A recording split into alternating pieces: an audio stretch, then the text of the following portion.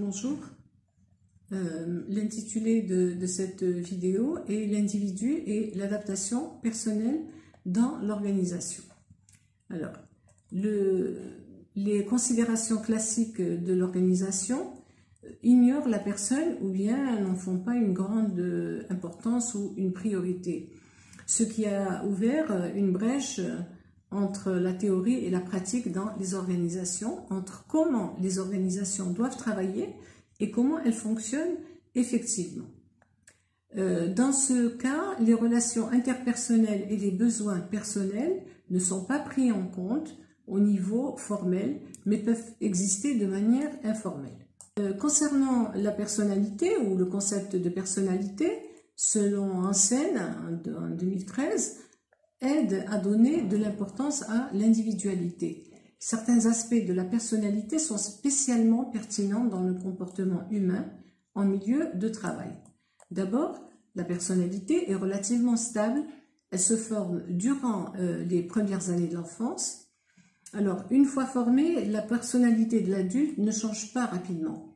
Par conséquent, l'individu arrive dans l'organisation avec sa personnalité.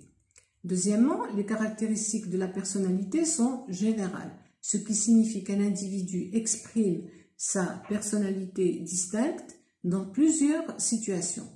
Il ne peut laisser sa personnalité à l'extérieur lorsqu'il entre, bien sûr, dans une organisation.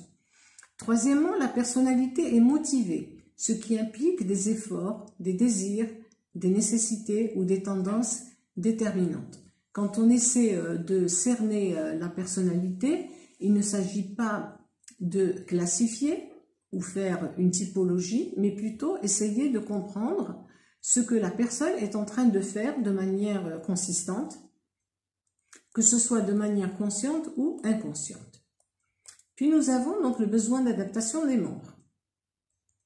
Les motivations spécifiques pour nombre de personnes dans l'adaptation sont considérées comme des besoins personnels.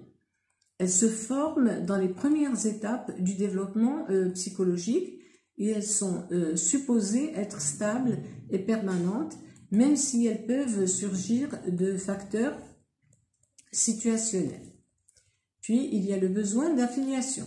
Les hommes recherchent la compagnie des autres. Cette tendance a fait penser certains chercheurs à l'instinct de regroupement en troupeau qui, dans certains cas, s'appelle l'instinct grégaire.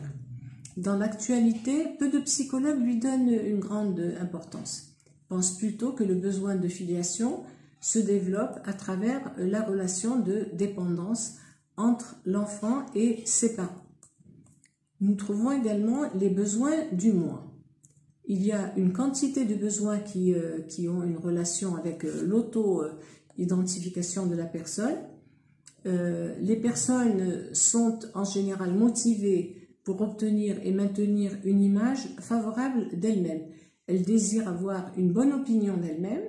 Dans la terminologie de Maslow, c'est l'autoconsidération et l'auto-estime. En général, les réactions des autres comme l'approbation, le respect, la reconnaissance, l'attention ou l'appréciation impliquent un accroissement du moi. Alors, concernant la motivation et le pouvoir, les personnes possèdent bien sûr des sentiments, parfois intenses, concernant le pouvoir quand il s'agit de diriger les autres.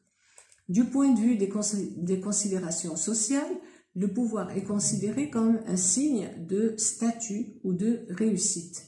Il peut être recherché pour satisfaire des objectifs. Puis, nous avons également la curiosité.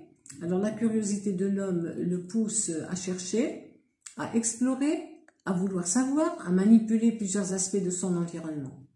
Il est possible que le besoin de curiosité puisse s'exprimer quand l'environnement de la personne est complexe, étrange, variable ou surprenant.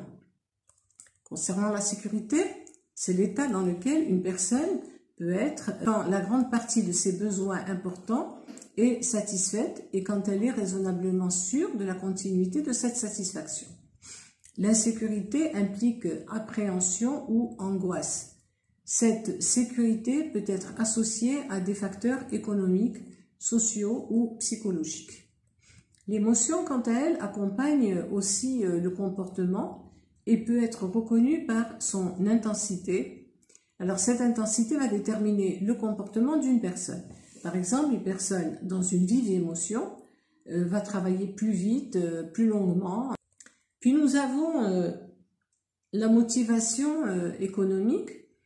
L'argent comme moyen incitatif est souvent associé au concept de l'homme économique, qui a joué un rôle important dans le développement de la théorie économique.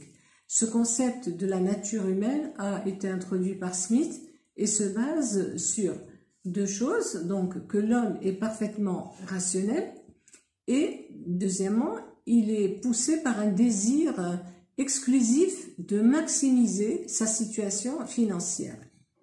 La gestion scientifique s'appuie sur ce point de vue pour permettre l'accent sur les montants incitatifs qui pourraient bien sûr motiver une personne à travailler plus que quand il s'agit d'un salaire forfaitaire.